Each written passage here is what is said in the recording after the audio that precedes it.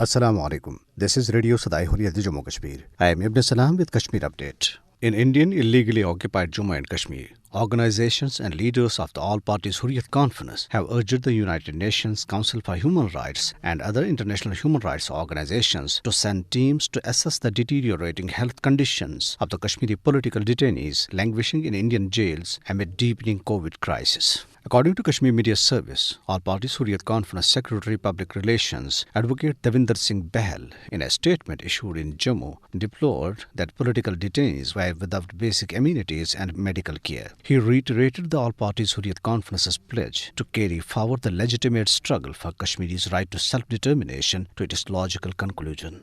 Tehreek-e-Muzahamat Chairman Bilal Ahmed Siddiqui and Jammu and Kashmir People's League, in their statements in Srinagar, said that the Indian government was using pandemic to strengthen its colonial occupation in the territory. They emphasized that Kashmir was a political and humanitarian dispute that needs to be resolved on urgent basis. The Awami Action Committee, headed by Mirwais Umar Farooq, in a statement criticized some Indian media outlets for their misleading write-ups on the 31st martyrdom anniversary of Mirwais Maulvi Muhammad Farooq. The Awami Action Committee said there is a concerted attempt by certain state powerful quarters who control all modes of communication to exploit the tragic and painful incident of the killing. The statement said that under the leadership of Mirwais Umar Farooq, the struggle will continue to pursue peacefully the realization of the will and aspirations of the people of Jammu and Kashmir in resolution of the Kashmir dispute, as was dreamt by Mirwais Maulvi Farooq. Jammu and Kashmir Freedom Movement Forum, at a meeting in Islamabad today, expressed serious concern over the growing human rights violations by Indian forces in Indian illegally occupied Jammu and Kashmir.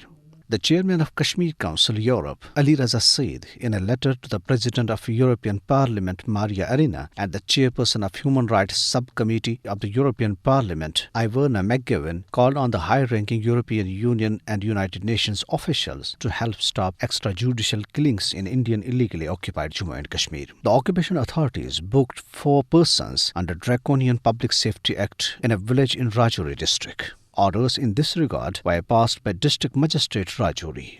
Meanwhile, journalist community in Srinagar expressed concern over continued detention of their fraternity member Asif Sultan, who completed 100 days in Indian jail today. On the other hand, the Indian government is transporting labourers from outside the territory amid strict COVID restrictions for locals under a sinister plan.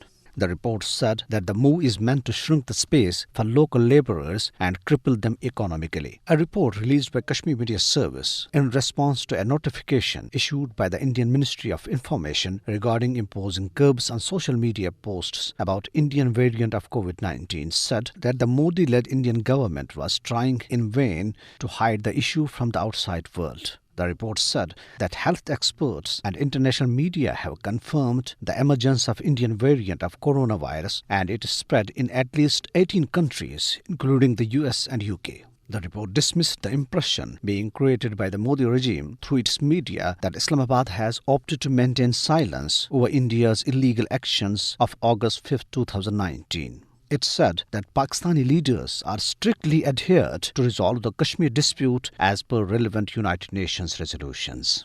And this is for now. Have a good night and keep listening Radio Sadai Hurriyat Jammu Kashmir.